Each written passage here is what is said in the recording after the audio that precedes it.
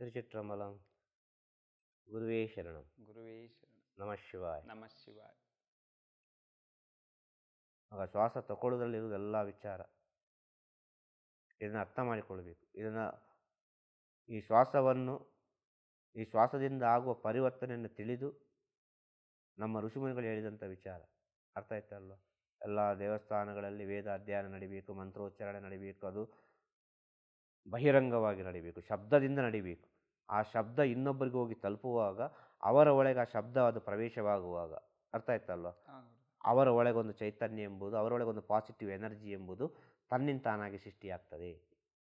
ಆದ ಕಾರಣ ದೇವಸ್ಥಾನದಲ್ಲಿ ಗಂಟೆ, ಜಾಕಟೆ, ಶಂಖ ಮತ್ತು ಚೆಂಡೆ, ಇನ್ನು ಅನೇಕ ರೀತಿಯ ವಿಚಾರಗಳಿರ್ತವೆ. ಈ ಶಬ್ದ ನಮ್ಮನ್ನು ಮುಟ್ಟುವಾಗ ನಾವು ನೆನೆಸ್ತೇವೆ ಶಬ್ದ ನಮ್ಮನ್ನು ಮುಟ್ತಾ ಉಂಟು, ಶಬ್ದ ಕೇಳ್ತಾ ಉಂಟು ಅಂತ. ಆ ಶಬ್ದ ಕೇಳೋದು ನಮ್ಮ ಒಳಗೆ ಹೋದರೆ ಮಾತ್ರ ಶಬ್ದ ಕೇಳೋದು, ಇಲ್ಲರ ಶಬ್ದ ಕೇಳುವುದಿಲ್ಲ. ಅರ್ಥ ಆಯ್ತಲ್ಲ, ಅದು ನಮ್ಮೊಳಗೆ ಹೋಗ್ಬೇಕದು. ಖಂಡಿತವಾಗಿಯೂ ಅದು ನರನಾಡಿಗಳಿಗೆಲ್ಲ ಹೋಗಿ ಸೇರ್ತದೆ. ಅರ್ಥ ಆಯ್ತಲ್ಲ, ನರನಾಡಿಗೆಲ್ಲ ಹೋಗಿ ಸೇರಿ ನಮ್ಮ ದೇಹ ಯಾವುದೋ ಒಂದು ರೀತಿ ಆಗ್ತದೆ. ಆಗ ಪ್ರಕೃತಿಯಲ್ಲಿರುವ ಸೂಕ್ಷ್ಮವಾದ ಶಬ್ದಗಳು ನಮ್ಮ ದೇಹದೊಳಗೆ ಹೋಗುವಾಗ ನಮ್ಮ ದೇಹದಲ್ಲಿ ಅನೇಕ ರೀತಿಯ ಪರಿವರ್ತನೆಗಳಾಗ್ತದೆ. ಬ್ಯಾಲೆನ್ಸ್ ಮಾಡಲಿಕ್ಕೆ ಆಗೋದಿಲ್ಲ. ಅರ್ಥ ಆಗ್ತದೆ ಹೇಳೋದು? ಅಷ್ಟು ವಿಷಯಗಳು ಬಂದು ಸೇರ್ತದೆ ನಮ್ಮೊಳಗೆ, ಬ್ಯಾಲೆನ್ಸ್ ಮಾಡಲಿಕ್ಕೆ ಸಾಧ್ಯವೇ ಇಲ್ಲ. ಎನರ್ಜಿ ನಮ್ಮ ಒಳಗೆ ಹೈಯೆಸ್ಟ್ ಎನರ್ಜಿ ಆದರೆ, ಅರ್ಥ ಆಯ್ತಲ್ವ, ವಿಪರೀತ ಎನರ್ಜಿ ಆಗಿ ಹೋಯ್ತು ಅಂತ ಹೇಳಿದರೆ, ನೀರಿನಿಂದ ಮೀನನ್ನು ಮೇಲೆ ತೆಗೆದ್ರೆ ಮೀನು ಹೇಗೆ ಪಟ ಪಟ ಪಟ ಪಟ ಪಟ ಅಂತ ಒದ್ದಾಡ್ತದೆ, ಆ ರೀತಿ ಒದ್ದಾಡ್ತಾರೆ. ಅರ್ಥ ಆಯ್ತಲ್ವ. ಅನೇಕ ಮಹಾ ಋಷಿ ಮುನಿಗಳು, ಸಾಧುಗಳು, ಸಂತರುಗಳು, ಯೋಗಿಗಳು ಅವರವರ ಜೀವನದಲ್ಲಿ ಕಂಡುಕೊಂಡ ಸತ್ಯ ಇದು. ಕಂಟ್ರೋಲ್ ಮಾಡಲಿಕ್ಕೆ ಸಾಧ್ಯವಿಲ್ಲ. ಅದು ಮತ್ತೆ ಸ್ವಲ್ಪ ಸೂಕ್ಷ್ಮ ಆಯಿತು, ಪಟ ಪಟ ಹೊಡೆಯುವಾಗ ಅಲ್ಲಿ ಯಾರಾದರೂ ಒಬ್ಬರು ಪಕ್ಕದಲ್ಲಿ ಇಲ್ವೋ ಅವರನ್ನು ಆಸೆ ಬಿಟ್ಟು ಬಿಡೋದು ಒಳ್ಳೆಯದು. ಅರ್ಥ ಆಯ್ತಲ್ಲ. ಅಷ್ಟು ಸೂಕ್ಷ್ಮ ಉಂಟು ಎನರ್ಜಿ ಅಂತೇಳಿದರೆ, ಶಕ್ತಿ ಅಂತೇಳಿದರೆ ಅಷ್ಟು ಸುಲಭ ವಿಚಾರ ಅಲ್ಲ. ಅದನ್ನು ಕಂಟ್ರೋಲು ಮಾಡೋದು ಇನ್ನೂ ಸೂಕ್ಷ್ಮ ಉಂಟು, ಅದು ಅಷ್ಟು ಸುಲಭದ ವಿಚಾರ ಅಲ್ಲ. ಇದೆಲ್ಲ ತಿಳ್ಕೊಳ್ಬೇಕಾದ್ರೆ ಅನುಭವ ಮೂಲಕ ತಿಳ್ಕೊಳ್ಬೇಕು. ಅನುಭವ ನಾವು ಎಷ್ಟು ಅನುಭವಿಸ್ತೀವಿ ಜೀವನದಲ್ಲಿ, ಅನುಭವಕ್ಕಿಂತ ದೊಡ್ಡ ಗುರು ಇಲ್ಲ ಪ್ರಪಂಚದಲ್ಲಿ. ಅರ್ಥ ಆಯ್ತಲ್ಲ. ಎಲ್ಲ ಗುರುಗಳು ಬೇಕು, ಆದರೆ ಸ್ವಂತ ಅನುಭವದ ಒಂದು ಸ್ಥಿತಿ ಇರಬೇಕು. ಎಲ್ಲ ಗುರುಗಳ ಜ್ಞಾನ ಇರಬೇಕು ತನ್ನೊಳಗೆ. ತಂದೆಯ ಜ್ಞಾನ ಇರಬೇಕು, ತಾಯಿಯ ಜ್ಞಾನ ಇರಬೇಕು, ಬಂಧು ಬಳಗದವರ ಜ್ಞಾನ ಇರಬೇಕು, ಎಲ್ಲರ ಜ್ಞಾನ ಇರಬೇಕು. ಸಂಸಾರ ಅಂತ ಹೇಳೋದಾದರೆ, ಅರ್ಥ ಆಯ್ತಲ್ವ, ಜ್ಞಾನ ಅಂತ ಹೇಳೋದಾದರೆ ಅನೇಕ ಗುರುಗಳು ಹೇಳಿದ ವಿಚಾರ, ಅನೇಕ ಋಷಿಮುನಿಗಳು ಹೇಳಿದ ವಿಚಾರಗಳು ತನ್ನೊಳಗೆ ಇರಬೇಕು. ಅವರ ವಿಚಾರವನ್ನು ಕೇಳಿದರೂ ಕೂಡ ತನ್ನ ಅನುಭವ ಉಂಟಲ್ವ, ಆ ದಾರಿಯಲ್ಲಿ ಆಗುವಾಗ ಅನುಭವ, ಆ ದಾರಿಯಲ್ಲಿ ಹೋಗುವಾಗ ಆಗುವ ಅನುಭವವೇ ಬೇರೆ. ಆ ಅನುಭವವೇ ನಮಗೆ ಒಂದು ಎತ್ತರ ಸ್ಥಾನವನ್ನು ಕೊಡುವುದು. ಅನುಭವವೇ ನಮಗೆ ಎತ್ತರ ಸ್ಥಾನವನ್ನು ಕೊಡುವುದು. ಬೇರೆ ಯಾವುದು ನಮಗೆ ಎತ್ತರ ಸ್ಥಾನವನ್ನು ಕೊಡಲಿಕ್ಕೆ ಸಾಧ್ಯ ಇಲ್ಲ. ಅನುಭವ ಭಾಳ ಮುಖ್ಯ. ಈ ಅನುಭವ ಇದ್ದರೆ ಎಲ್ಲವನ್ನು ನಮಗೆ ಉತ್ತರ ಹೇಳ್ಬೋದು. ಹಾಗೆ ನೀವು ಸ್ವಲ್ಪ ಅದನ್ನು ಅನುಭವಿಸಬೇಕು. ಹೇಳಿದ ವಿಚಾರವನ್ನು ನೀವು ಅನುಭವಿಸಿ ನೋಡಬೇಕು. ಆಗ ನಿಮ್ಮೊಳಗೆ ಉಂಟಾಗುವ ಸ್ಥಿತಿಗತಿಗಳು ಏನು, ನಿಮ್ಮಿಂದ ಹೊರಗೆ ಬರುವ ಮಾತುಗಳು ಏನು, ನಿಮ್ಮ ಒಳಗೆ ಹೋಗುವ ಶಬ್ದಗಳೇನು, ನೀವು ನೋಡುವ ದೃಷ್ಟಿಗಳು ಏನು, ನೀವು ಮಾಡುವ ಕೆಲಸ ಕಾರ್ಯಗಳು ಏನು, ಎಲ್ಲ ವಿಚಾರಗಳನ್ನು ನಿಮ್ಮಿಂದ ಐಡೆಂಟಿಫೈ ಮಾಡಲಿಕ್ಕೆ ಆಗೋದಿಲ್ಲ. ಅದನ್ನು ಐಡೆಂಟಿಫೈ ಮಾಡೋದು ಇನ್ನೊಬ್ಬ ನೋಡ್ತಾನಲ್ಲ, ಅವನು ಹೇಳ್ತಾನೆ, ಏನಪ್ಪ ಈ ರೀತಿಯಾಗಿ ಪರಿವರ್ತನೆ ಆಗಿದೆ, ಏನೇನೋ ಮಾತಾಡ್ತಾ ಇದ್ದಾನೆ ಅವನು, ಒಳ್ಳೊಳ್ಳೆ ವಿಚಾರ ಮಾತಾಡ್ತಾ ಇದ್ದಾನೆ, ಅವನು ಮಾತನಾಡೋ ವಿಷಯನ ಅರ್ಥ ಮಾಡಲಿಕ್ಕೆ ಆಗೋದಿಲ್ಲ ಅಲ್ವಾ. ಅನೇಕ ರೀತಿಯಲ್ಲಿ ಹೇಳ್ತಾನೆ. ಆಗ ಬೆಲ್ಲದ ಸಿಹಿ ಬೆಲ್ಲಕ್ಕೆ ಗೊತ್ತಾಗೋದಿಲ್ಲ. ಆಗ ನಿಮ್ಮ ಪರಿವರ್ತನೆ ನಿಮಗೆ ಗೊತ್ತಾಗೋದಿಲ್ಲ. ನಿಮ್ಮ ಪರಿವರ್ತನೆ ಕಾಣೋದು ಇನ್ನೊಬ್ಬನಿಗೆ. ಆಗ ಅವನು ನಿಮಗೆ ಯಾವುದೋ ಒಂದು ರೀತಿಯಲ್ಲಿ ನಿಮ್ಮ ಜೊತೆ ಬೆರೀಲಿಕ್ಕೆ ಇಷ್ಟಪಡ್ತಾನೆ. ಕಾರಣ ಏನು ಗೊತ್ತಾ? ನಿಮ್ಮ ಜೊತೆ ಬೆರೀಲಿಕ್ಕೆ ಇಷ್ಟಪಡಲಿಕ್ಕೆ ಕಾರಣ ನಿಮ್ಮ ಎನರ್ಜಿ, ನಿಮ್ಮ ಒಳಗಿರುವ ಶಕ್ತಿ, ನಿಮ್ಮ ಒಳಗಿರುವ ಆ ಗುರುತ್ವಾಕರ್ಷಣ ಬಲ, ಅದು ಅವನಲ್ಲಿ ಕಟ್ಟಾಕಿ ಕೂತ್ಕೊಳಿಸ್ತದೆ. ಅವನ ಹತ್ರ ಎಳೆದುಕೊಂಡು ಹೋಗ್ತದೆ. ಕಾರಣ ಏನು? ಅದಕ್ಕೂ ನಿಮಿಗೂ ಅವನಿಗೂ ಮ್ಯಾಚಿಂಗ್ ಇರ್ತದೆ. ಅರ್ಥ ಆಯ್ತಲ್ಲ. ಎಲ್ಲರಿಗೂ ಮ್ಯಾಚ್ ಆಗೋದಿಲ್ಲ ಅದು, ಎಲ್ಲರಿಗೂ ಮ್ಯಾಚ್ ಆಗಲಿಕ್ಕೆ ಸಾಧ್ಯ ಇಲ್ಲ ಅದು. ಅರ್ಥ ಆಯ್ತಲ್ಲ. ಆ ರುಚಿ ಇದ್ದವನಿಗೆ, ಹಸಿವೆ ಇದ್ದವನಿಗೆ ಕೂಡಲೇ ಅದು ಮ್ಯಾಚ್ ಆಗ್ತದೆ. ಮ್ಯಾಚ್ ಆಗಿ ಏನು ಮಾಡ್ತಾನೆ, ಹಿಂದೆ ಮುಂದೆ ಹಿಂದೆ ಮುಂದೆ ಹಿಂದೆ ಮುಂದೆ ಬರ್ತಾ ಇರ್ತಾನೆ. ಅರ್ಥ ಆಯ್ತಲ್ವ? ಬಿಡಲಿಕ್ಕೆ ಮನಸ್ಸು ಬರೋದಿಲ್ಲ ಅವನಿಗೆ. ಇದೆಲ್ಲ ನೀವು ಅನುಭವಿಸಿ ತಿಳ್ಕೊಳ್ಬೇಕು. ಅರ್ಥ ಆಯ್ತಲ್ವ? ಇದು ತುಂಬ ಸುಲಭ ಅಂತ ಹೇಳೋದು. ತುಂಬ ಸುಲಭವಾದ ವಿಚಾರ. ಏನು ಮಾಡಬೇಕಾಗಿಲ್ಲ ಹೇಳುದು ನಾನು. ತನ್ನ ಒಳಗೆ ಒಂದು ಒಳ್ಳೆಯ ಸ್ಥಿತಿಯನ್ನು ನೆನೆಸಿಕೊಂಡೇ ಇರೋದು. ಈಗ ಒಬ್ಬಲ್ಲಿ ಎದುರು ಜಗಳ ಮಾಡ್ತಾ ಇದ್ದಾನೆ ಅಂತ ಇಟ್ಟುಕೊಳ್ಳುವ, ಏನೊಂದು ಹೇಳ್ತಾ ಇದ್ದಾನೆ ಅಂತ ಇಟ್ಟುಕೊಳ್ಳುವ, ನೋಡ್ತಾ ಇರ್ತೀವಿ, ನೋಡ್ತಾ ಇರ್ತೀವಿ, ಕೇಳ್ತಾ ಇರ್ತೀವಿ, ಅಲ್ಲೇ ಇರ್ತೀವಿ. ಅರ್ಥ ಆಯ್ತಲ್ಲ? ಆದರೆ ತನ್ನ ಒಳಗೆ ತಾನಾಗಿರುವ ಅದನ್ನು ಯಾವುದನ್ನು ಸ್ವೀಕರಿಸೋದು ಬೇಡ. ಅರ್ಥ ಆಯ್ತಲ್ವ?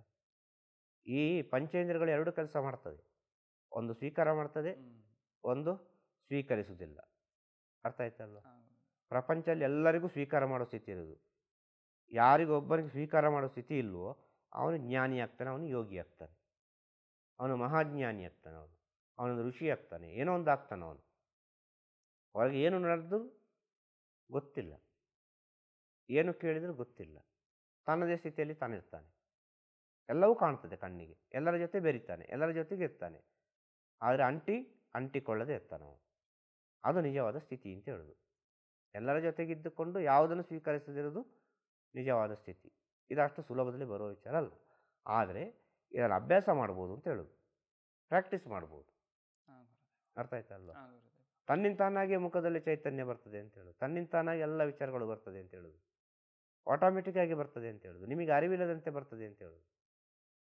ಅರ್ಥ ಆಯ್ತಲ್ವ? ಆ ತನ್ನಿಂದ ತಾನಾಗಿ ಬರಬೇಕಾದ್ರೆ ನಿಧಾನ ಬೇಕು ಅಂತ ಹೇಳೋದು.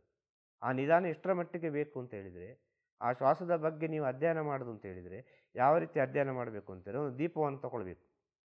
ಆ ದೀಪವನ್ನು ತಗೊಂಡು ಎಣ್ಣೆ ಹಾಕಬೇಕು. ಆ ಎಣ್ಣೆ ಹಾಕಿದ ಮೇಲೆ ಅದನ್ನು ಉರಿಸ್ತೀರಿ ನೀವು ಅಲ್ವಾ? ಉರಿಸಿದ ಕೂಡಲೇ ಅದು ಜ್ಯೋತಿ ಆಗ್ತದೆ ಅಲ್ವಾ? ಜ್ಯೋತಿ ಉರಿತಾ ಇರ್ತದೆ. ಆದರೆ ದೀಪಕ್ಕೆ ಎಣ್ಣೆ ಹಾಕುವಾಗ ಎಷ್ಟು ಬೇಗ ಹಾಕಿದ್ರಿ ಅಲ್ವಾ? ಹಬ್ಬ ಅಂದರೆ ಒಂದು 2 ಸೆಕೆಂಡು ಎಣ್ಣೆ ಹಾಕಿ ಆಯ್ತು ದೀಪಕ್ಕೆ. ಆದರೆ ಆ ಎಣ್ಣೆ ಖಾಲಿ ಆಗಬೇಕಾದ್ರೆ, ಆ ಜ್ಯೋತಿ ರೂಪದಲ್ಲಿ ಎಣ್ಣೆ ಖಾಲಿ ಆಗಬೇಕಾದ್ರೆ ಆ ಬತ್ತಿಯಿಂದ ಹೀರಿ ಹೀರಿ ಹೀರಿ ಹೀರಿ ಹೀರಿ ಎಷ್ಟು ಗಂಟೆ ಬೇಕು? 8 hours ಆದರೂ ಆಗುತ್ತೆ. ದೀಪದ ಮೇಲೆ ಡಿಪೆಂಡ್. ಸಣ್ಣ ದೀಪ ಆದರೆ ಬೇಗ, ದೊಡ್ಡ ದೀಪ ಆದರೆ ಲೇಟ್ ಅಲ್ವಾ? ಆದರೆ ಆ ಎಣ್ಣೆ ಜ್ಯೋತಿ ರೂಪವಾಗಿ ಖಾಲಿ ಆಗಬೇಕು ಅಂತ ಆದರೆ ಎಷ್ಟು ಅವರ್ ಹಿಡೀತು?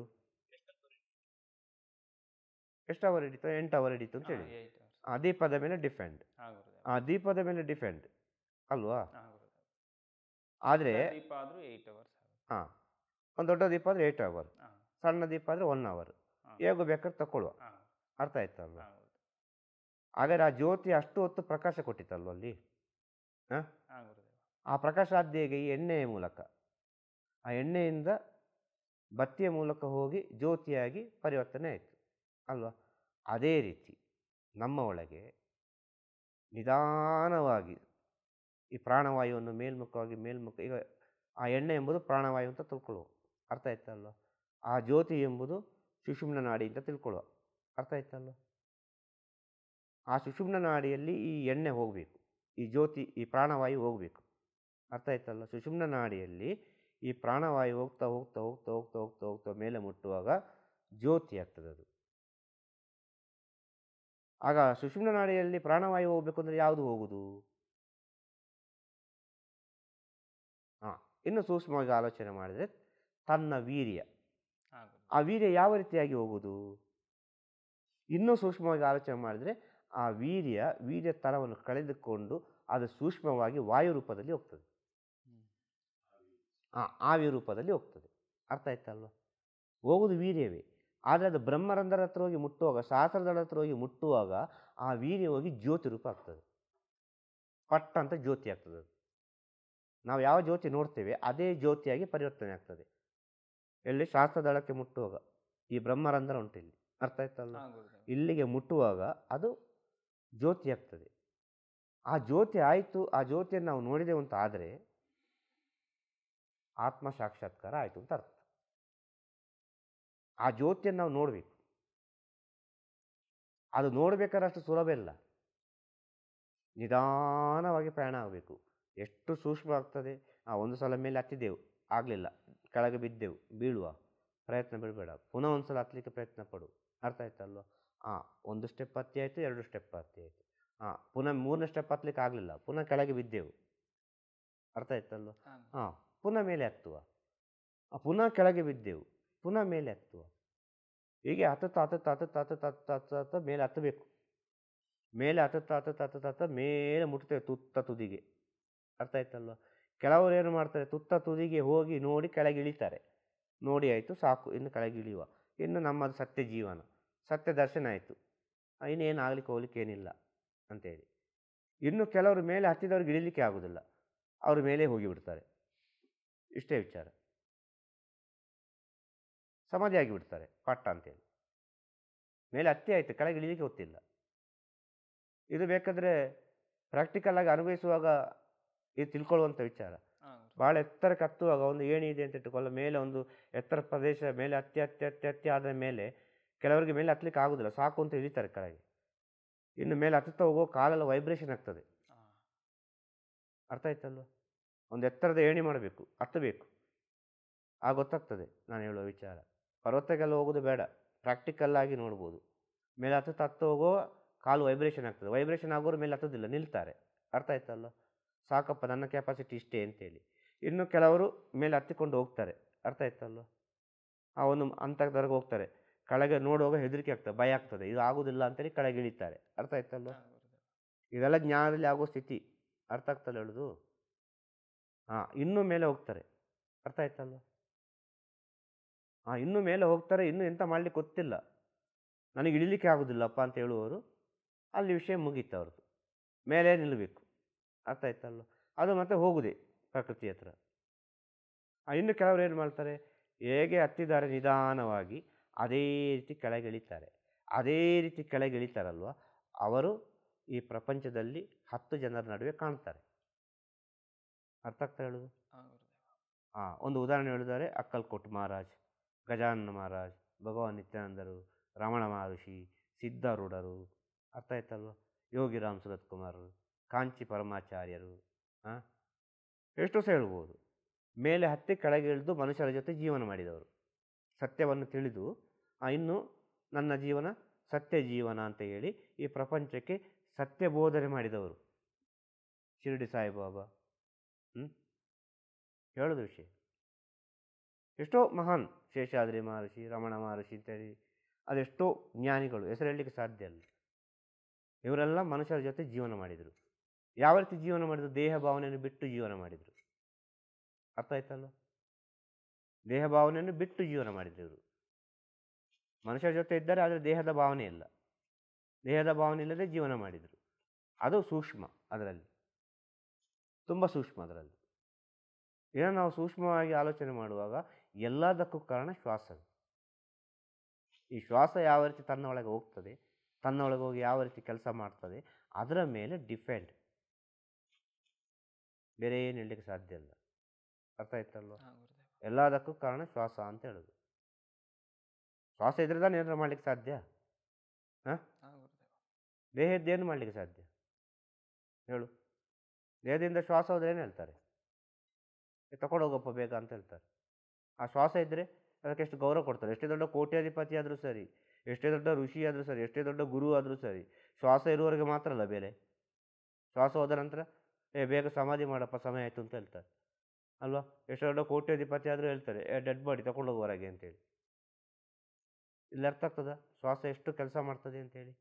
ಆಗ ಶ್ವಾಸ ಕೆಲಸ ಮಾಡಬೇಕು ಅಂದರೆ ತನ್ನ ಒಳಗಿರೋ ಜೀವಾತ್ಮ ಕಾರಣ, ಆ ಜೀವಾತ್ಮ ರಿಸೀವ್ ಮಾಡೋ ಕಾರಣ. ಆ ಜೀವಾತ್ಮ ಹೇಗಿರ್ತದೆ? ಜ್ಯೋತಿ ಸ್ವರೂಪವಾಗಿರ್ತದೆ ಅಂತ ಹೇಳೋದು. ಆ ಜ್ಯೋತಿಯನ್ನು ಯಾರೊಬ್ಬ ನೋಡಿಕೊಳ್ತಾನೋ ಅವನಿಗೆ ಆತ್ಮ ಸಾಕ್ಷಾತ್ಕಾರ ಆಯಿತು ಅಂತ ಹೇಳೋದು. ಆತ್ಮ ಸಾಕ್ಷಾತ್ಕಾರ ಆದರೆ ಅವನು ಪರಮಾತ್ಮ ಹತ್ರ ಹೋಗಿ ಸೇರ್ತಾನೆ ಅಂತೇಳಿ ಅರ್ಥ. ಬೇರೆ ಏನು ಹೇಳಲಿಕ್ಕೆ ಸಾಧ್ಯ ಅಲ್ಲ. ಆ ಶ್ವಾಸ ಎಂಬುದು ಎಷ್ಟು ಮುಖ್ಯ ಅಂತೇಳಿ ನೀವು ಸ್ವಲ್ಪ ಸೂಕ್ಷ್ಮವಾಗಿ ಆಲೋಚನೆ ಮಾಡಿ. ಇದನ್ನು ಸ್ವಲ್ಪ ಅನುಭವ ರೂಪದಲ್ಲಿ ತಿಳ್ಕೊಳ್ಳುವಾಗ ಎಲ್ಲವೂ ಗೊತ್ತಾಗ್ತದೆ. ಅರ್ಥ ಆಯ್ತಲ್ಲ? ಹಾಂ ಗುರುದೇವ. ನಾನೇನು ಸುಲಭ ಅಂತ ಹೇಳ್ಬೋದು, ತುಂಬ ಸುಲಭಪ್ಪ ಮಾಡಿ ಅಂತೇಳಿ, ಆದರೆ ಮಾಡುವಾಗ ಗೊತ್ತಾಗೋದು, ಇದರ ಅಭ್ಯಾಸ ಮಾಡುವಾಗ, ಇದು ಪ್ರಾಕ್ಟೀಸ್ ಮಾಡುವಾಗ ಗೊತ್ತಾಗೋದು ಏನೆಲ್ಲ ವಿಷಯಗಳೆಲ್ಲ ಅನುಭವಿಸಬೇಕು ಅಂತೇಳಿ. ಆದ ಕಾರಣ ಏನು ಹೇಳೋದು ಅಂತ ಹೇಳಿದರೆ, ಹೇಳುವ ವಿಚಾರ ಯಾರಿಗಾದರೂ ಒಬ್ಬನಿಗೆ ಹೋಗಿ ಸೇರ್ತದೆ, ಇವತ್ತಲ್ಲ ನಾಳೆ. ಇದು ಎಲ್ಲರಿಗೂ ಸಲ್ಲುವ ವಿಚಾರ ಅಲ್ಲ. ಅಂಥ ಒಬ್ಬ ಪರಮಶ್ರೇಷ್ಠ ಶಿಷ್ಯನಿಗೆ, ಅಂಥ ಒಂದು ಸಾಧಕನಿಗೆ, ಅಂಥ ಒಂದು ದೈವ ಭಕ್ತನಿಗೆ ಈ ವಿಷಯವನ್ನು ಕಂಡುಕೊಳ್ಬೋದು. ಅದಕ್ಕೆ ಹೇಳೋದು, ಸುಲಭವಾಗಿ ಹೇಳೋದು, ಸೂಕ್ಷ್ಮವಾಗಿ ಹೇಳೋದು, ಒಂದೇ ಶಬ್ದದಲ್ಲಿ ಹೇಳುವುದಾದರೆ, ಒಂದೇ ವಾಕ್ಯದಲ್ಲಿ ಹೇಳುವುದಾದರೆ, ಯಾರೊಬ್ಬ ಪಡ್ಕೊಂಡು ಬಂದಿದ್ದಾನೋ ಅವನಿಗೆ ಮಾತ್ರ ಇದು ಸಿಕ್ಕಲಿಕ್ಕೆ ಸಾಧ್ಯ, ಈ ಸ್ಥಿತಿಯನ್ನು ಅನುಭವಿಸಲಿಕ್ಕೆ ಸಾಧ್ಯ. ಪ್ರಪಂಚಕ್ಕೆ ಬರುವಾಗಲೇ ಅವನು ಅದಕ್ಕಾಗಿ ಬಂದಿದ್ದರೆ ಆ ಸ್ಥಿತಿಯನ್ನು ಕಂಡುಕೊಳ್ಳಲಿಕ್ಕೆ ಸಾಧ್ಯ. ಹಾಗೆ ಅಂತೇಳಿ ಈಗ ನಾವೆಲ್ಲ ಕೇಳ್ತೇವೆ, ನಾವೆಲ್ಲ ಸಾಧನೆ ಮಾಡ್ತೇವೆ, ನಮಗೆ ವ್ಯರ್ಥವಾ ಇದು, ಈ ಬೋಧನೆ ಕೇಳೋದು ವ್ಯರ್ಥವಾ, ಒಂದು ಕ್ವಶನ್ ಬರ್ತದೆ ಹೌದು ಗುರುದೇವ. ಅಲ್ವಾ? ಹೌದು. ನಾವು ಸಾಧನೆ ಮಾಡ್ತೇವೆ, ನಾವು ಕೇಳ್ತಾ ಇದ್ದೇವೆ, ನಮಗೆ ಇದೆಲ್ಲ ಬೇಕಾಗಾದರೆ ನಾವು ಪಡ್ಕೊಂಡು ಬಂದಿದ್ದು ತನಗೆ ಆಗ್ತದಲ್ಲ ಅಂತೇಳಿ. ಇದುವೇ ಸತ್ಯ. ಇಲ್ಲಿ ಕೇಳಿದ ವಿಚಾರಗಳು ನಿಮ್ಮ ಜೀವಾತ್ಮದಲ್ಲಿ ಹೋಗಿ ಕೂತುಕೊಳ್ಳುವಾಗ ಅದು ನಿಮ್ಮ ಜೀವಾತ್ಮದೊಟ್ಟಿಗೆಯೇ ಈ ಜನ್ಮದಿಂದ ಇನ್ನೊಂದು ಜನ್ಮಕ್ಕೆ ಪರಿವರ್ತನೆ ಆಗ್ತಾ ಹೋಗ್ತದೆ. ನಿಮ್ಮ ಜೀವಾತ್ಮದಲ್ಲಿ ಇದೆ ಅದು, ನಿಮ್ಮ ರೂಪ ಮಾತ್ರ ಬದಲಾಗ್ತದೆ, ನಿಮ್ಮ ಜೀವಾತ್ಮ ಬದಲಾಗುವುದಿಲ್ಲ. ನಿಮ್ಮ ಕರ್ಮಕ್ಕೆ ಅನುಸಾರವಾಗಿ ಆ ಜೀವಾತ್ಮ ಯಾವಾಗ ಪರಮಾತ್ಮನತ್ರ ಸೇರ್ತದೆ ಅಲ್ಲಿವರೆಗೆ ಒಂದೇ ಜೀವಾತ್ಮ, ಅದು ರೂಪ ಮಾತ್ರ ಬದಲಾವಣೆಯಾಗಿ ಬರುವುದು. ಆಗ ಹೋದ ಜನ್ಮದಲ್ಲಿ ಯಾವುದೋ ಒಂದು ಗುರುವಿನ ಸೇವೆ ಮಾಡಿದ ಕಾರಣ, ಯಾವುದೋ ಒಂದು ಗುರುವಿನ ಒಂದು ಜ್ಞಾನೋಪದೇಶ ಪಡೆದ ಕಾರಣ ನೀವೆಲ್ಲ ಇಲ್ಲಿ ಕೂತ್ಕೊಳ್ಳಿಕ್ಕೆ ಕಾರಣ. ಇಲ್ಲದ್ರೆ ನೀವು ಇಲ್ಲಿ ಕೂತ್ಕೊಳ್ಳಿಕ್ಕೆ ಕಾರಣವೇ ಇಲ್ಲ, ಸಾಧ್ಯನೇ ಇಲ್ಲ ಇಲ್ಲಿ ಕೂತ್ಕೊಳ್ಳಿಕ್ಕೆ. ಗುರು ಯಾಕೆ ಬೇಕು? ಈಗ ನಾವು ಸೂಕ್ಷ್ಮವಾಗಿ ಅರ್ಥ ಮಾಡಿಕೊಳ್ಬೇಕು. ಆಗ ಇವತ್ತು ಕೇಳಿದ ವಿಚಾರ ಒಂದು ಜನ್ಮದಲ್ಲಿ ಅದು ಪರಿವರ್ತನೆ ಆಗ್ತದೆ ಅಂತ ಹೇಳಿದ್ರು. ರಾಮಲಿಂಗ ಸ್ವಾಮಿಗಳು ಒಂದು ಮಾತು ಹೇಳಿದ್ದಾರೆ, ಅರ್ಥ ಆಯ್ತಲ್ವ? ಏನು ಮಾತು ಹೇಳಿದ್ದಾರೆ ಗೊತ್ತುಂಟ? ಒಂದು ಶಿಷ್ಯನಿಗೆ ಪ್ರೀತಿಯಿಂದ ಹೇಳ್ತೇನೆ ಅಂತೇಳಿ, ಅರ್ಥ ಆಯ್ತಲ್ವ? ಅವನು ಕೇಳುವುದಿಲ್ಲ, ಶಿಷ್ಯನಾದವ ಬೇಡಿ ಕೇಳ್ತಾನೆ ಅವನ ಹತ್ರ, ಅರ್ಥ ಆಯ್ತಲ್ವ? ಅವನ ಹತ್ರ ಬೇಡಿ ಕೇಳ್ತಾನೆ, ಆದರೂ ಅವನು ಕೇಳುವುದಿಲ್ಲ, ಅರ್ಥ ಆಯ್ತಾ? ಹೊಡೆದು ಹೇಳ್ತೇನೆ ಅವನಿಗೆ, ಆದರೂ ಅವನು ಕೇಳುವುದಿಲ್ಲ. ಅವನಿಗೆ ಏನು ಬೇಕು ಕೊಟ್ಟು ಹೇಳ್ತೇನೆ, ಆದರೂ ಕೇಳುವುದಿಲ್ಲ, ಅರ್ಥ ಆಯ್ತಲ್ಲ? ಅರ್ಥ ಆಗ್ತಾ ಹೇಳುದು? ಆದರೂ ಅವನು ಕೇಳುವುದಿಲ್ಲ, ಮತ್ತೇನು ಮಾಡೋದು? ಮುಂದಿನ ಜನ್ಮ ಆದರೂ ಸಿಕ್ಕಿದರೆ ಹೇಳಿಕೊಡ್ತೇನೆ ಅವನಿಗೆ. ಮುಂದಿನ ಜನ್ಮದಲ್ಲಿ ಅಂತೂ ಬಂದೇ ಬರ್ತಾನೆ ಅವ. ಈ ಜನ್ಮ ತಪ್ಪಿದರೆ ಮುಂದಿನ ಜನ್ಮದಲ್ಲಿ ಅವನು ಬಂದೇ ಬರ್ತಾನೆ, ಬಿಡುವುದಿಲ್ಲ. ಒಂದು ಜನ್ಮದಲ್ಲಿ ಅಂತ ಅವನು ಸಿಗ್ತಾನೆ, ಆಗ ಅವನು ಪರಿವರ್ತನೆ ಆಗ್ತಾನೆ ಅಂತೇಳಿ. ಗುರುವಿನ ಕೆಲಸ ಅಷ್ಟೇ, ಸತ್ಯವನ್ನು ತಿಳಿದಾಯ್ತಾ ಹೇಳಿಕೊಂಡು ಹೋಗುದೆ, ಪಾಲಿಸದಿರೋದು ನಿಮಗೆ ಬಿಟ್ಟ ವಿಚಾರ. ಯಾರಿಗೆ? ಭಕ್ತನಿಗೂ ಶಿಷ್ಯನಿಗೆ ಬಿಟ್ಟ ವಿಚಾರ, ಗುರುವಿಗೆ ಬಿಟ್ಟ ವಿಚಾರ ಅಲ್ಲ ಅದು. ಗುರುವಿಗೆ ಅದು ಬೇಡವೂ ಬೇಡ, ಅರ್ಥ ಆಯ್ತಲ್ಲ? ಗುರುವಿಗೆ ಬೇಡವೂ ಬೇಡ. ನಿಮಗೆ ಬೇಕು ಅಂತ ಆದರೆ ನೀವು ಹಿಡ್ಕೊಳ್ಳಿ. ಯಾರೊಬ್ಬ ಹಿಡ್ಕೊಳ್ತಾನೋ ಅವನು ನಿಜವಾದ ಶಿಷ್ಯ ಅಂತ ಹೇಳೋದು. ಹಿಡ್ಕೊಳ್ಬೇಕು ಗಟ್ಟಿಯಾಗಿ, ಬಿಡಬಾರ್ದು, ಬಿಟ್ಟರೆ ಹೋಯ್ತದು. ಅರ್ಥ ಆಯ್ತಾ ಹೇಳೋದು? ಅದೆಷ್ಟೋ ಸಮಯ ಮಾಡಿ ಒಂದು ದಿನ ಬಿಟ್ಟಿತ್ತು ಅಂತ ಆದರೆ ಉಂಟಲ್ವ, ಆ ಒಂದು ದಿನ ಎಷ್ಟೋ ದಿನವನ್ನು, ಎಷ್ಟೋ ವರ್ಷವನ್ನು ಕ್ರಿಯೇಟ್ ಮಾಡಿ ಕೊಡ್ತದೆ ಅಂತ ಹೇಳೋದು. ಅಷ್ಟು ಸುಲಭ ಅಲ್ಲ ಅದು ಸಾಧನೆ ಎಂಬುದು, ತುಂಬ ಕಷ್ಟ ಉಂಟು. ಆದರೆ ಶರಣಾಗತಿ ಆದರೆ ತುಂಬ ಸುಲಭ ಉಂಟು. ಶರಣಾಗತಿ ಆದರೆ ತುಂಬ ಸುಲಭ. ನಾನು ಮಾಡ್ತೇನೆ ಅಂತ ಹೋದರೆ ಅದು ತನ್ನಿಂದ ದೂರ ಹೋಗ್ತದೆ, ಅರ್ಥ ಆಯ್ತಲ್ಲ? ನಾನು ಏನು ಮಾಡ್ತಾ ಇಲ್ಲಪ್ಪ, ತನ್ನಿಂದ ತಾನಾಗಿ ಆಗ್ತಾ ಉಂಟು ಅಂತ ಹೇಳಿದರೆ ಅದು ತನ್ನಿಂದ ತಾನಾಗೆ ಬರ್ತಾ ಉಂಟು, ತನ್ನಿಂದ ತಾನಾಗೆ ಬರ್ತದೆ. ಅದು ಎಷ್ಟೇ ದೂರ ಇದ್ದರೂ ಬರ್ತದೆ. ನಾನು ಏನು ಅಲ್ಲ ಅಂತ ಹೇಳಿದರೆ, ನಾನು ಅಂತ ಹೇಳಿದರೆ ಅದು ಸ್ವಲ್ಪ ದೂರ ಹೋಗ್ತದೆ. ನಾನು ಮಾಡಿದೆ, ಅದು ಮಾಡ್ತಾ ಇದ್ದೇನೆ, ಇದು ಮಾಡ್ತಾ ಇದ್ದೇನೆ ಅಂತೇಳಿ, ಅರ್ಥ ಆಯ್ತಾ ಹೇಳೋದು? ಅದು ತನ್ನಿಂದ ತಾನಾಗೆ ದೂರ ಹೋಗ್ತದೆ ಅಂತ ಹೇಳೋದು. ನಾನೇನು ಮಾಡ್ತಾ ಇಲ್ಲ, ನಾನು ಏನು ಇಲ್ಲ, ಏನೋ ನಡೀತಾ ಉಂಟು. ಭಗವಂತ ಮಾಡ್ತಾನೆ, ನಾನು ಮಾಡ್ತಾ ಇದ್ದೇನೆ. ಭಗವಂತ ಹೇಳ್ತಾನೆ, ನಾನು ಮಾಡ್ತಾ ಇದ್ದೇನೆ. ಏನೋ ಒಂದು ಆರ್ಡರ್ ಮಾಡಿದ್ದಾನೆ ಈ ಭೂಮಿಗೆ ಕಳಿಸುವಾಗ. ಅವ ಏನು ಮಾಡಿದ್ದಾನೆ, ಅವ ಏನು ಕೊಟ್ಟಿದ್ದಾನೆ, ಅದನ್ನು ನಾನು ಮಾಡಿಕೊಂಡೇ ಹೋಗ್ತೇನೆ. ನನ್ನನ್ನು ಯಾವತ್ತೇ ಸೃಷ್ಟಿ ಮಾಡಿದ್ದಾನೆ, ಯಾವುದಕ್ಕೆ ಬೇಕಾದ ಸೃಷ್ಟಿ ಮಾಡಿದ್ದಾನೆ, ನಾನು ಮಾಡಿಕೊಂಡೇ ಹೋಗ್ತೇನೆ ಅಷ್ಟೇ. ನಾನು ಏನು ಮಾಡ್ತಾ ಇಲ್ಲ, ಇಲ್ಲಿ ನನ್ನಿಂದ ಏನು ಆಗ್ತಾ ಇಲ್ಲ, ನನ್ನದು ಅಂತೇಳಿ ಏನು ಇಲ್ಲ ಎಂಬ ಸ್ಥಿತಿ ಒಬ್ಬನೊಳಗೆ ಯಾವಾಗ ಬರ್ತದೋ ಆವಾಗ ಅವನು ಈ ಪ್ರಪಂಚಕ್ಕೆ ತನ್ನಿಂದ ತಾನಾಗಿ ಪರಿಚಯ ಆಗ್ತಾನೆ. ಪ್ರಪಂಚಕ್ಕೆ ಅಂತ ಹೇಳಿದರೆ ಯಾರಿಗೆ ನಾನು ಕೇಳೋದು? ಪ್ರಪಂಚಕ್ಕೆ ಅಂತಲೇ ಯಾರಿಗೆ ಅಂತ ಕೇಳೋದು? ಅವನಿಗೆ ಅವನೇ ಪರಿಚಯ ಆಗೋದ ಹೇಗೆ? ಅವನಿಗೆ ಅವನೇ ಪರಿಚಯ ಆಗಿಕೊಳ್ತಾನೆ, ಅರ್ಥ ಆಯ್ತಲ್ಲ? ಅವನಿಗೆ ಅವನೇ ಪರಿಚಯ ಆಗಿಕೊಳ್ಳುವಾಗ ಅವನ ಪರಿಚಯವನ್ನು ಮಾಡಲಿಕ್ಕೆ ಈ ಪ್ರಪಂಚ ಬರ್ತದೆ, ಅರ್ಥ ಆಯ್ತಾ? ಅವನಿಗೆ ಅವನೇ ಪರಿಚಯ ಆದರೆ ಅವನ ಪರಿಚಯವನ್ನು ಮಾಡಲಿಕ್ಕೆ ಈ ಪ್ರಪಂಚದಲ್ಲಿರುವವರು ಬರ್ತಾರೆ. ಆ ಪ್ರಪಂಚದಲ್ಲಿರೋರು ಒಬ್ಬ ಬಂದರೂ ಅದು ಪ್ರಪಂಚ ಬಂದ ಹಾಗೆ. ಒಂದು ನಿಜ ಗುರುವಿಗೆ ಒಬ್ಬ ಶಿಷ್ಯ ಬಂದರು, ಒಬ್ಬ ಭಕ್ತ ಬಂದರು, ಈ ಪ್ರಪಂಚ ಬಂದ ಹಾಗೆ. ಅರ್ಥ ಆಯ್ತಲ್ಲ?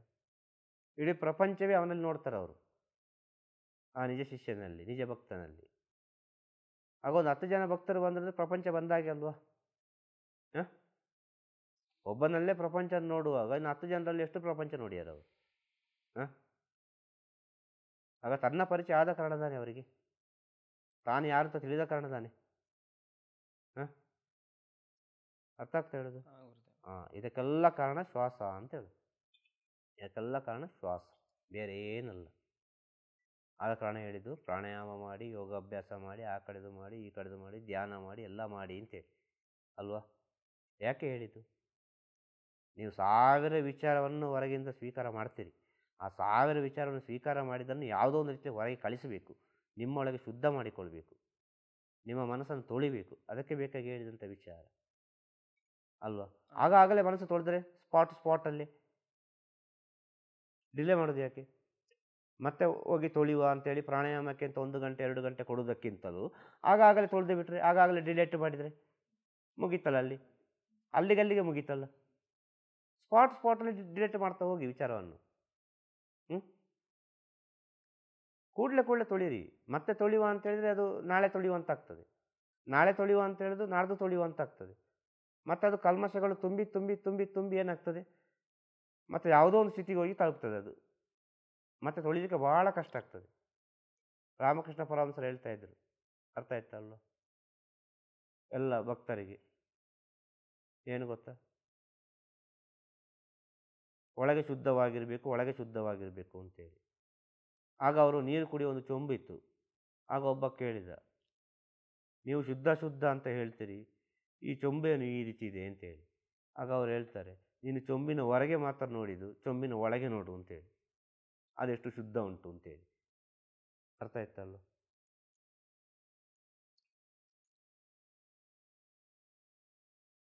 ಯಾವುದೇ ವಿಷಯವನ್ನು ನಾವು ಹೇಳಬೇಕು ಅಂತಾರೆ, ತನ್ನ ಒಳಗಿರೋ ವಿಚಾರವನ್ನು ಬಿಡಬೇಕು ಅಂತ ಹೇಳೋದು. ತನ್ನ ಒಳಗೆ ವಿಚಾರವನ್ನು ಇಟ್ಟುಕೊಂಡು ನಮಗೊಬ್ಬರಿಗೆ ಹೇಳಲಿಕ್ಕೆ ಆಗೋದಿಲ್ಲ ಅಂತ ಹೇಳೋದು. ಯಾವುದೇ ವಿಚಾರವನ್ನು ಹೇಳಲಿಕ್ಕೆ ಆಗೋದಿಲ್ಲ. ಆಗ ತನ್ನ ಒಳಗೆ ಶುದ್ಧವಾಗಿದ್ದರೆ ಅದು 10 ಜನಕ್ಕೆ ಉಪಕಾರ ಆಗ್ತದೆ. ಅರ್ಥ ಆಯ್ತಲ್ಲ? ತನ್ನ ಒಳಗೆ ಯಾವುದೋ ಒಂದು ರೀತಿಯಲ್ಲಿ ಒಂದು ಪಾತ್ರೆ ಯಾವುದೋ ಒಂದು ರೀತಿಯಲ್ಲಿ ಉಂಟು, ಯಾವುದೋ ಒಂದು ಸ್ಥಿತಿಯಲ್ಲಿ ಉಂಟು. ಆ ಪಾತ್ರೆ ತೊಳೆಯೋದು ಎಷ್ಟೇ ದಿನ ಆಯಿತು, ಅದರಲ್ಲಿ ನೀರು ಹಾಕಿದರೆ, ನೀರು ಹಾಕಿ ಒಬ್ಬ ಭಕ್ತನಿಗೆ ಯಾರಿಗೊಬ್ಬನಿಗೆ ಕುಡಿಲಿಕ್ಕೆ ಕೊಟ್ಟರೆ, ಬಂದು ಅತಿಥಿಗೆ ಕುಡಿಲಿಕ್ಕೆ ಕೊಟ್ಟರೆ ಅವನಿಗೆ ಕುಡಿಲಿಕ್ಕೆ ಆಗ್ತದ? ಆಗುವುದಿಲ್ಲ. ಅವನನ್ನು ಒಳಗೆ ನೋಡೋ ಕಾಣ್ತದೆ, ಅದರ ಒಳಗೆ ಅಶುದ್ಧವಾದ ವಿಚಾರ. ಅವ ಅಲ್ಲೇ ಇಡ್ತಾರೆ, ಬೇಡಪ್ಪ ಅಂತೇಳಿ. ಅದು ಒಳಗೆ ಶುದ್ಧವಾಗಿದ್ದರೆ ಎಷ್ಟು ಖುಷಿ ಆಗ್ತದೆ ಅಲ್ವಾ? ಈಗ ಶುದ್ಧವಾದ ನೀರಿನಲ್ಲಿ ಏನೋ ಒಂದು ಬಿದ್ದಿದ್ರೆ ಕಾಣ್ತದಲ್ವ ಕಣ್ಣಿಗೆ? ಕಾಣ್ತಾ ಇಲ್ವ? ಏನೊಂದು ಕೂದಲು ಬಿದ್ದರೆ ಕೂಡ ಕಾಣ್ತದೆ ಅಲ್ವಾ? ಕೂದಲು ಉಂಟಪ್ಪ ಇದರಲ್ಲಿ ಅಂತ ಹೇಳ್ತೇವೆ ನಾವು. ಎಷ್ಟು ಸೂಕ್ಷ್ಮ. ಅದೇ ರೀತಿಯಲ್ಲ ನಮ್ಮ ಒಳಗೆ. ನಮ್ಮ ಒಳಗೆ ಯಾವಾಗ ಶುದ್ಧ ಆಗ್ತದೆ ಆವಾಗ ಎಲ್ಲವೂ ಶುದ್ಧ ಆಗ್ತದೆ. ನಮ್ಮ ಒಳಗೆ ಶುದ್ಧ ಆಗಬೇಕಾ? ಒಂದು ಅನುಭವ ಬೇಕು. ಅನುಭವ ಇಲ್ಲದೆ ಶುದ್ಧ ಆಗುವುದಿಲ್ಲ, ಆಗಲಿಕ್ಕೆ ಸಾಧ್ಯನೇ ಇಲ್ಲ. ಆದ ಕಾರಣ ಹೇಳೋದು, ತನ್ನಗಿಂತ ಹಿರಿಯರ ಸಹವಾಸವನ್ನು ಮಾಡಿ, ತನ್ನ ವಯಸ್ಸಿಗಿಂತ ಹಿರಿಯರ ಸಹವಾಸವನ್ನು ಮಾಡಿ, ತನ್ನ ಬುದ್ಧಿಗಿಂತ ಹೆಚ್ಚಾದವರ ಬುದ್ಧಿ ಇದ್ದವರ ಜೊತೆ ಬೆರೀರಿ. ಅರ್ಥ ಆಯ್ತಲ್ವ? ಆ ಬುದ್ಧಿಗೂ ವಯಸ್ಸಿಗೂ ಸಂಬಂಧ ಇಲ್ಲ, ಇದು ಇನ್ನೂ ಸೂಕ್ಷ್ಮ. ಸಣ್ಣ ಮಗುವಿನ ಹತ್ರ ಬೇಕಾದಷ್ಟು ಬುದ್ಧಿ ಇರ್ಬೋದು.